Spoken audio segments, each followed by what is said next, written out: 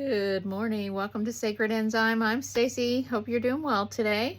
So I wanted to go over a little diagram that I made yesterday, and I didn't have time to talk about some stuff that just expands on the work that we've already been doing with the cataclysmic events all being programmed into it. And I keep thinking to myself, why is everybody always talking about Antarctica and no one is ever talking about Greenland?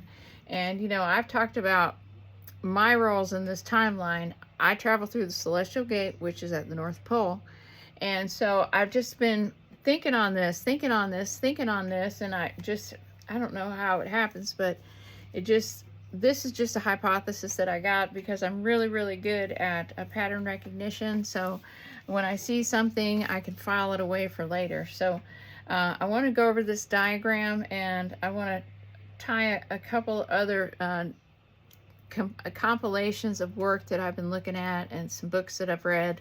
And right now I'm reading one of Jason's books right now from ARCHAIX. I'm reading his book on the resets, on the Phoenix phenomenon. And so Phoenix is, like what I was saying before in another video, it is a planetary body. It is a planetary body.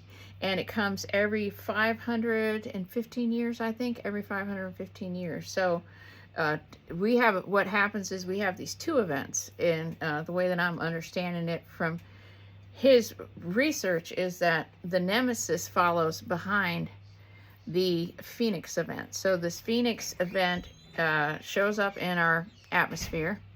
And when it does, this is what creates the massive mud floods. So we're going to go over that stuff with it, but it's all really interesting material because I like to take bits and pieces and then compare it to stuff I've seen in the astral realms and then put it together and try to make some sense of it. So here we go. I'm going to turn this around so you guys can see. All right, you have to excuse my dog is right there. So, all right, so I hope you guys can see this pretty good. I think you can. I hope so. Okay. All right, so this is what we think Earth looks like in a three-dimensional space. And we've talked about in a couple past videos that we have planets that have to be existing in a higher dimensional space, but not in the third dimensional space. And we've talked about, Mars being uninhabitable on the surface. We've talked about Venus being uninhabitable. We've talked about Maldek, that Maldek exploded. From what I've heard through, and I don't know for sure, is that Maldek decided to destroy it in the third dimensional space in order to keep the planet from going under the polarity control, duality control. So they eliminated the planet. So it doesn't mean that it's not existing still in another dimensional space, right? It's just not existing in a physical space. All right. Okay, so Earth functions as a dipole. There's people that say we're living on a flat Earth. There's people that are saying that we live on a donut Earth. We live in a round Earth spinning through space. Okay, all things have a little bit of truth to them. We're living in a toroidal field, and we are in a three-dimensional space in this particular space. It's 3 dimensions. So it does have a physical form. It's crystalline. It's crystalline. Okay. All right, so this is the way that we perceive the Earth. We perceive the Earth as a landmass. Okay. All right, but it has gates all over it that are energy gates, and you use these energy gates to go to other dimensional spaces, which is space. Okay. This is one of the biggest lies, if you ask me, of mankind, is the fact that people think that we're getting in spaceships and traveling in space to get to another place. It's not like when you get into a car and drive somewhere in a three-dimensional field, guys. There's energy gates and shortcuts to get to the systems. All right. Earth is multifaceted. There's a whole inner and outer sphere, and they all contain different frequency bands, radio station bands. Okay, we have gates that get there, and this is what I've been getting is that maybe the reason why no one's talking about the North Pole gates is because these are the gates that go, this is our feminine pole. If everything in the universe is a template for every other thing, then it would only make sense that there's a masculine and a feminine pole, right? It would have to be. So Antarctica is the masculine pole. this exits to masculine coded systems. This is why you have certain groups that are in Antarctica. It's because this is how you get to Mars. These are your energy gates for these planets that are under the masculine force. They're under polarity by masculine force. They're coded for masculine. Just like when I was talking about the earth, as far as the earth's forming, that we had a masculine and feminine principle of the sun, and then it separated. It was all encompassed because it was source emanating. Everything is imbued with source. We are made up of particles of source. We're just like pixels, but we're source pixels, okay? And it's our mind that manifests as this three-dimensional pixelization that we're in. All right, so if this is the energy gate that goes to the feminine poles, these would be all the feminine coded systems. This is why I travel through this energy gate, and this is where Mother Earth exists, through this gate. This is how you get to Gaia, whatever you want to call her. She doesn't say her name is Gaia. She says, I'm the mother of Earth and you come from me. Okay, that means that we were born on Earth. We came from Mother Earth. Okay, we came through her womb.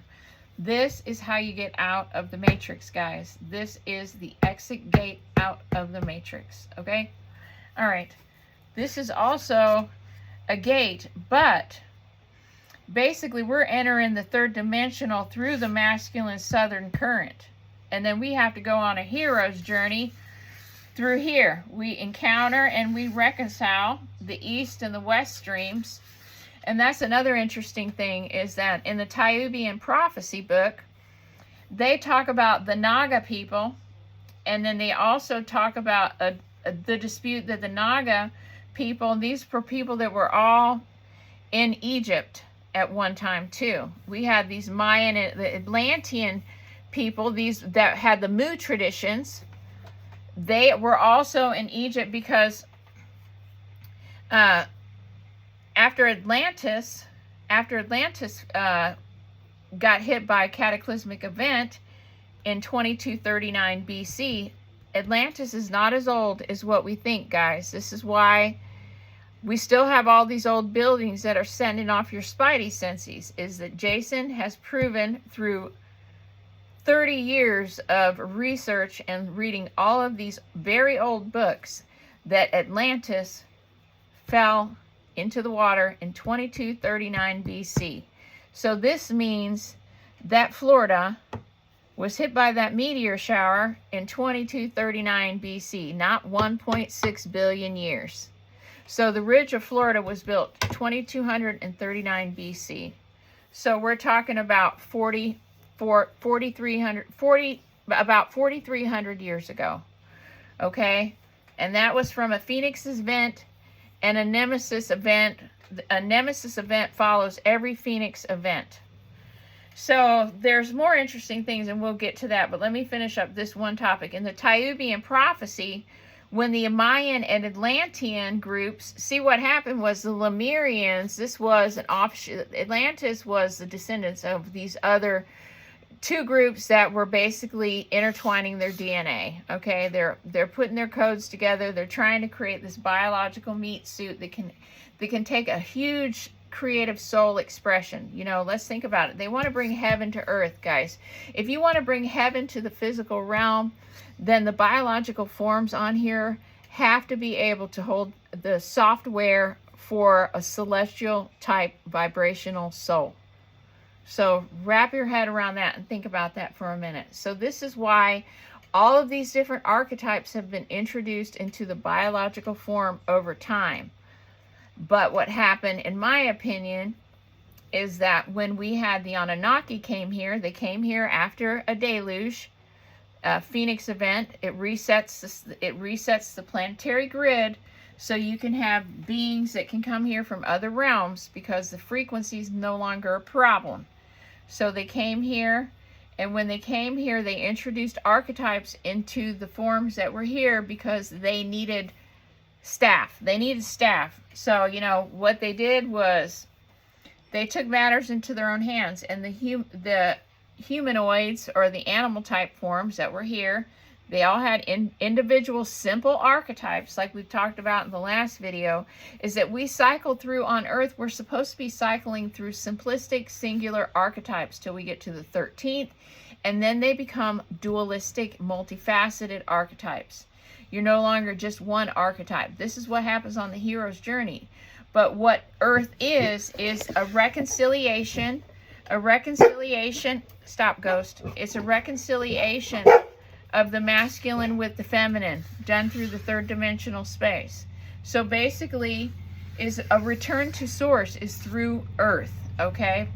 The solar, the masculine pole here that exits to the masculine coded systems is UV red. Earth is considered green, and then the feminine pole is considered UV blue. And when you add these, integrate these three colors together in the UV spectrum, you get white. Red plus green plus blue in the UV spectrum equals white illumination. So this is what this whole hero's journey is through Earth. It is reintegrating us back into our masculine and feminine counterparts, bringing heaven to Earth by finally creating a physical form on Earth that can inhabit higher dimensional soul expressions. This is why people call themselves having a walk-in. It's not a walk-in. There's not completely different beings that are walking in with you into your body. What's happening is that you started out with a high evolved soul that can only come in drips. When your mainframe got upgraded enough to hold a higher expression, you get a drop part, a drop down tab of more of the expression of your oversoul. This is what people call a walk-in. It's integrating, having more integration of your oversoul into your body, like these NDEs and different things like that. This is when these exchanges of the baton happen, when these downloads happen. So in the past, when we've had cataclysms on the planet, like when we had the 2239 BC, when Atlantis sunk, we had a lot of survivors that had to go to other places. So most of these people went to Egypt, okay? So we had these groups that went to Egypt. Why did they go to Egypt? Well, because this is the sweet spot of Earth. This is the 30 to 30 degree. This is the equatorial middle area of Earth. Now, why do you think that when these two areas of the planet became uninhabitable, everybody went to the middle, right? Well, let's think about it. If humans function like mini versions of Earth, right? If we have both principles, male and female, when Earth itself becomes unstable after Phoenix events, consciousness will retreat into the heart space of the Earth, the center area of the Earth, the equatorial band, the 30 to 30 degree. This is the Goldilocks spot on the planet. This is why when you've had cataclysmic resets on the planet, you'll see that most of the artifacts that we find that are very, very old exist in between this band. And this is because this was where everyone went when we had Phoenix events and the Earth was uninhabitable at the poles. This is when we got an ice age. What they call an ice age is when this the Earth's emotional water, right, is stored in the ice. Okay, when these Phoenix events come along, it unlocks this. This is a click into our clock, right? But I'm thinking is that we determine what comes through the field during the Nemesis events. Because I've been listening to the information that Jason's put forth about the Phoenix events. And one thing that I've noticed is that the Nemesis does come as a particular clockwork behind the Phoenix events. But they don't always come behind a Phoenix event. There's been a couple times that it didn't come. That it was a Phoenix event without the follow-up Nemesis. Okay, so the interesting thing is that he talks about, through the information that he's discovered, is that the Nemesis events is when we have the tertiary field overlaps with other vibrational fields, and that whatever the planet's vibrational number is, right? This whole scale and feather weighing thing in Egypt, if we have this whole thing going on, then we have to think about us being the one that is programming the frequency field. So we will determine whether or not we get a nemesis event or not by how we choose to live in embodiment. If we're walking in the Christ consciousness, right? We're walking in Christ consciousness where we're bringing heaven to earth. We're actively living in embodiment of Christ, right? The power of Christ compels you, folks. The power of Christ compels you. The power of Christ compels you. That's what you say when you're attacked by evil. You don't say Jesus, Jesus, Jesus. You say the power of Christ, because you are a Christed individual that is living in embodiment in this field. And by doing that and embodying that, you are being a living pole connector in between mother and father. You are the red thread holding the heart space of earth for integration. So, you know, I think that it's really interesting that how we're coming in through the system is possibly coming through this masculine southern current. And then this is how you get to these planets that are masculine oriented, like Jupiter, like Saturn. You know, these are these Antarctic gate. And, you know, I mean, that makes sense. It's why we've had so much fighting and friction over this southern gate here, but not so much our northern gate, guys. Why do you think that is? It's because this is the home of celestials, guys, and the dirty rats can't just go in there, okay? But you notice that Greenland is a hot area right now. These we have a couple countries that are fighting over Greenland. Well, that's because that's how you get through. That's the roundabout to get up here. That's the roundabout, Greenland. There's Seagate underneath there. There's an underground installation that gets you into this. And they need kids that are coded to return home through the North Polar exit gate, even at birth, to be the interface, right? To be the interface between these two places, to get this door open. You know, that's almost like using a child for a hostage, right? Using them as a key to get through these gates. So, and I'm coded for both of these gates. But during the Thiaoubian prophecy explanation, I was saying that Maya and the Atlanteans were carrying the traditions of Mu, right? But in Atlantis, we had this polarity that was happening. We had two different priest class. We had the white and the dark. This is the checkerboard. They were all supposed to be maintaining equilibrium in the field, right? With their magic, with their dark magic and the light magic, like the mothers of darkness and the mothers of the light. They were all supposed to be. And then you ended up with the priestess that were the red priestesses. They were the red thread, guys.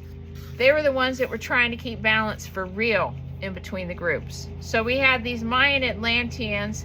They had a big falling out with the Naga beings that were here, because we've had all different kinds of beings here, guys. You have to remember that we started out as single archetypes. This is why my family's archetype is the wolf, and it stayed in our name because we originally came from this type of form. It started out as a singular archetype of the wolf, and it's went through tradition. These people say that they were raised by a she-wolf, all that. You know, you've got berserkers, all of this. This is our systems of origin, our star systems of origin. You know, a lot of the animal forms, they come from primordial mother. That's why they're animals. This is why they're signified by animals. It's their basic archetypal forms that all have a function. And all of them together create this amazing habitat on Earth. All of these functions together. This is our ecosystem, right? And so anyway, they were having a dispute over which one of these gates that they used, because the Naga people were using the East Gate. They believed that this was the gate to their ancestors. So the Naga beings were using the East Gate, and then these Mu traditions, these Mayan and Atlanteans, because the Maya people were here during Atlantean. Maya means mama, okay? They believed that you had to return to the east spot, to your origin of your ancestors. So, which is interesting, because sometimes when I go to sleep at night, depending on what direction I lay my head, is the type of dreaming or astral travel that I'll take, because I can go through these gates. Like, you know, if you sleep with your head to the north, you end up at these North Pole gates, south, east, and west. I mean, you get a different type of download depending on what your orientation of your antenna is at night when you go into your astral space.